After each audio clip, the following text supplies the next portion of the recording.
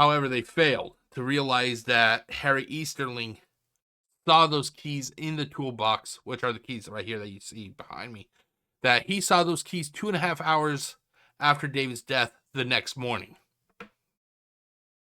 I'm sorry, but I may seem paranoid, but I can't help but think that something is not right here, ladies and gentlemen. When I left the plant to go over to the maintenance shop, his keys were in the box. When I left there to go home, they were still in the box. I went home. When I came back that night, his keys were still in the top of his toolbox. So it wasn't even that, because I was a little bit misunderstanding here. I thought that the keys were put in the furnace at a little bit after 7:30. No, the keys were in the toolbox the night before. The following morning, when Harry went home, the keys were still in the toolbox. And by the sounds of it, if I understood him correctly, when he came back, the keys were still in the toolbox. But all of a sudden, after nearly 24 hours, the keys all of a sudden magically appeared in the furnace. What? Were the keys cold? Did they decide to get up and kind of walk to that furnace and jump in?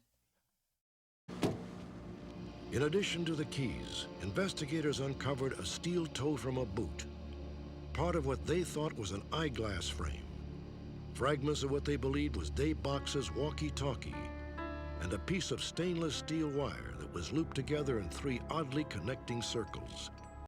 Okay, this is where I think that this is where I think it was a murder. Here, I'm actually going to do this real quickly, and so you can get a better look at it right now. I'm not going to leave it like this. Let's see here, no, wrong one. I'm just going to remove the transparency for the time being. There you go. So you can see the wire here. You can see the wire here. Now, the loops on the far left, or on the left and the right here, I think that his feet went into those loops.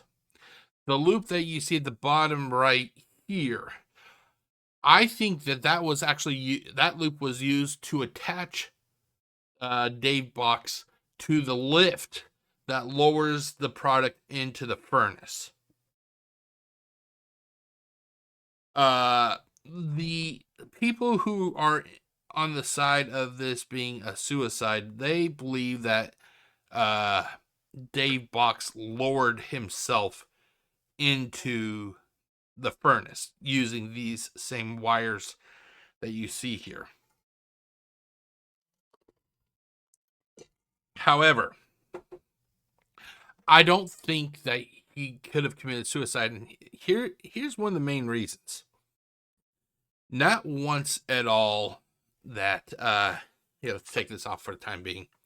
Not once at all did anybody ever mention that the control unit for the lift that was used to lower Dave into the furnace, not once did they ever mention that the control unit was damaged. If we are to believe that Dave Bocks committed suicide, that means that he would have had to hold, as he had to hold this control unit, he would have to manually hold down the button to lower himself into the furnace. Now, keep in mind, this is 1,300 degrees that the furnace was running at. As he is lowering himself head first into the furnace, he would have to keep holding down that button. That means that he would have to hold that button until his entire body was lowered into that furnace where he would ultimately die. Not once did they ever talk about how there was any damage to that remote control, to that control unit.